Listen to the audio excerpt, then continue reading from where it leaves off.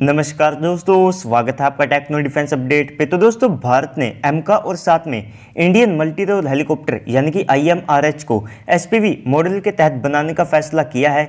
और इस SPV model के तहत इन प्रोजेक्ट के जो ज़्यादातर शेयर हैं वे भारत की प्राइवेट डिफेंस कंपनियों के पास रहेंगे।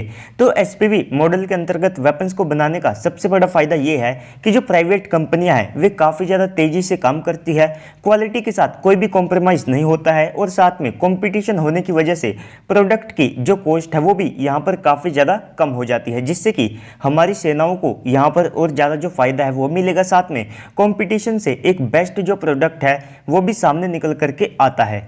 तो यहाँ पर सबसे पहले ये बताया गया था कि जो एमका होगा तो उसके लिए मैक्सिमम जो 2 प्राइवेट कंपनियां हैं उनको सिलेक्ट किया जाएगा, जो कि हमारे एमका फाइटर जेट का जो मास प्रोडक्शन है उसे करेगी।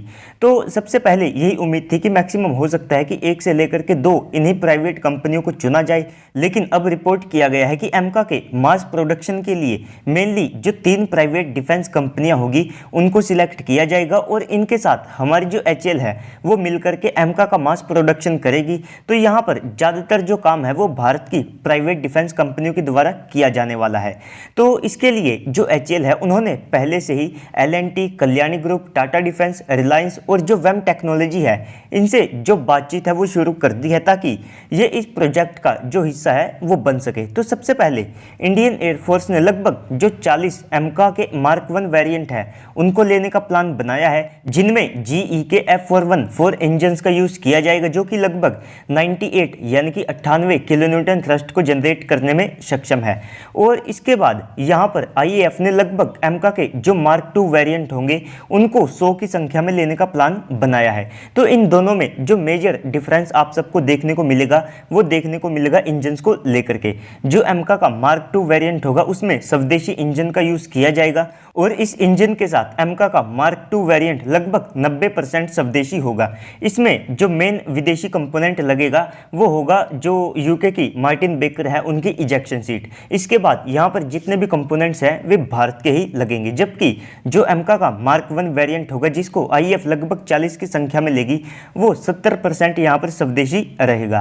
तो ADE पहले ही एमका की जो मैन्युफैक्चरिंग है उसे शुरू कर चुकी है। अब 2024 तक यानी कि 1.5 से लेकर के 2 साल के अंदर एमका का जो रोल आउट है उसे कर दिया जाएगा। और HAL, ADE, DRDO ने लगभग यहाँ पर एमका के जो 5 प्रोटोटाइप है उनको टेस्टिंग के लिए प्लान किया है। और यहाँ पर जो एमका के अलग अलग प्रोटोटाइप होंगे इनके ऊपर अलग अलग टेस्टिंग को कंडक्ट किया जाएगा। तो इन 5 प्रोटोटाइप में से हर एक एमका की यूनिट कॉस्ट लगभग 900 करोड़ यानी कि राउंड सर्कल आप मान करके चल सकते हैं कि 120 से लेकर के 125 मिलियन $US तक रहेगी। यानी कि हर एक एमका का प्रोटोटाइप 120 से लेकर के 125 मिलियन में तैयार होगा, जो कि यहाँ पर F-35 से भी काफ़ी ज़्यादा कॉस्टली है। लेकिन जैसे ही एमका का मास प्रोडक्शन शुरू होगा तो इसकी जो यूनिट कॉस्ट है वो काफ़ी ज़्यादा कम हो जाएगी और माना जाता है कि मास प्रोडक्शन के बाद हर एक एमका की जो यूनिट कॉस्ट है वो राफेल से भी काफ़ी ज़्यादा कम हो जाएगी। यानी कि आपको भविष्य में हर एक एमका की जो कॉस्ट है वो 80 मिलियन $US के आसपास या फिर इससे भी कम देखने को मिल सकती है।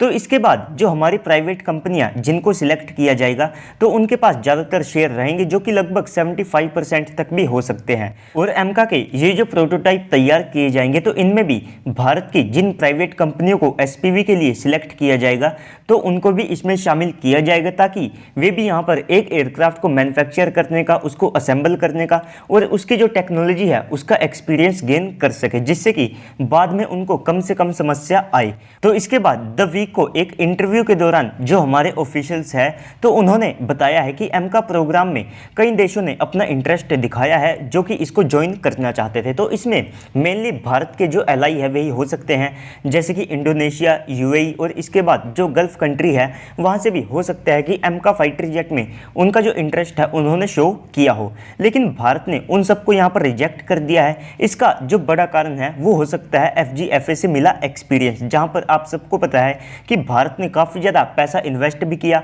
और इसके बाद यहाँ पर टाइम भी हमारा गया, साथ ही साथ जो टेक्नोलॉजी या फिर फाइटर जेट हमको दोनों में से कुछ भी नहीं मिला। तो इसी बैड एक्सपीरियंस के कारण हो सकता है कि भारत ने किसी भी देश को एमका प्रोग्राम को ज्वाइन करने से मना कर दिया हो, जबकि इससे भारत को ही फायदा था। सबसे पहले तो यहाँ पर जो फंड्स है उस देश को भी लगाने पड़ते जिससे कि एमका की जो प्रोग्राम किलोग्राम कॉस्ट है उसका जो सारा वजन है वो भारत के ऊपर नहीं पड़ता है। इसके अलावा एमका के जो एक्सपोर्ट के ऑर्डर हैं वे भी भारत के लिए आज से ही फाइनल हो जाते, क्योंकि अगर कोई देश एमका को यहाँ पर ज्वाइन करता तो उसको यहाँ पर जो एमका फाइटर जेट हैं वे खरीदने पड़ते। तो इसके बाद एमका के जो इंटरनल वेपन बे है उनकी जो टेस्टिंग है वो पहले ही शुरू हो चुकी है। इसके अलावा यहाँ पर माना जाता है कि एमका लगभग 2.5 टन का जो पेलोड है उसे अपने साथ कैरी करने में सक्षम होगा और इस साल अगस्त से लेकर के सितंबर के मंथ में आपको एमका का जो फुल साइज का स्केल मॉडल होगा जिसका वेट लगभग 4 टन के आसपास हो सकता है वो भी देखने को मिल सकता है। तो इसके बाद अगर हम बात करें अपनी अगली अपडेट की तो वो है सीपरी की रिपोर्ट को लेकर के, जिनकी रिपोर्ट को हर देश काफ़ी ज़्यादा गौर से देखता है। तो उन्होंने सबसे पहले तो अपनी रिपोर्ट में जो टॉप डिफेंस एक्सपोर्टर कंट्री है उनके बारे में बताया है। इसके बाद जो दुनिया में सबसे ज़्यादा अपनी मिलिट्री के ऊपर खर्च करते हैं उनके बारे में बताया है।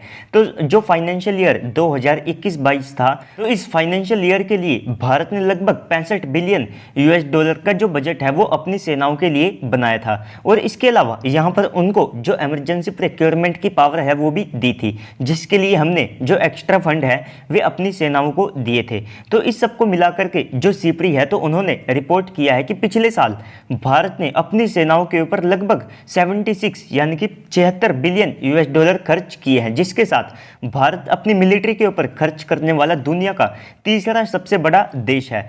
तो इस साल का हमने जो बजट है वो लगभग 71 बिलियन यूएस डॉलर के आसपास रखा है। तो कोई बड़ी बात नहीं है कि इस साल का हमारा जो डिफेंस बजट है वो बड़ी आसानी से 75 से लेकर के 80 बिलियन यूएस डॉलर को क्रॉस कर सकता है। और इसके बाद हमारा जो बजट है आप उसको देखेंगे कि 2025 तक ये बड़ी आसानी से 100 बिलियन यूएस डॉलर के मार्क को छू सकता है।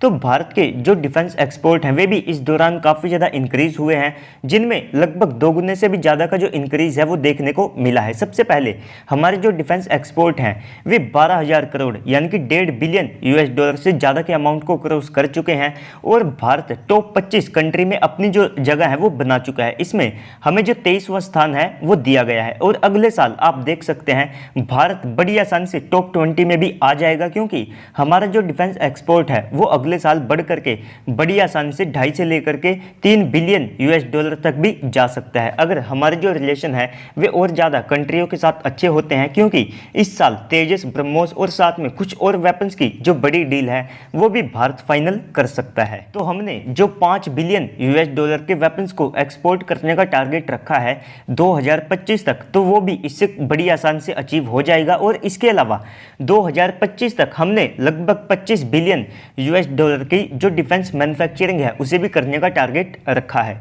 तो दोस्तों बाकी तो इस सब के ऊपर आपको क्या लगता है कमेंट सेक्शन में बताइएगा। साथ में अगर आपको वीडियो अच्छी लगी है तो वीडियो को लाइक कर दीजिएगा, साथ में चैनल को भी सब्सक्राइब कर दीजिएगा। तो चलिए दोस्तों आज की इस वीडियो में इतना ही, मिलते हैं अगली वीडियो में, तब तक के लिए गुड बाय, जय हिंद।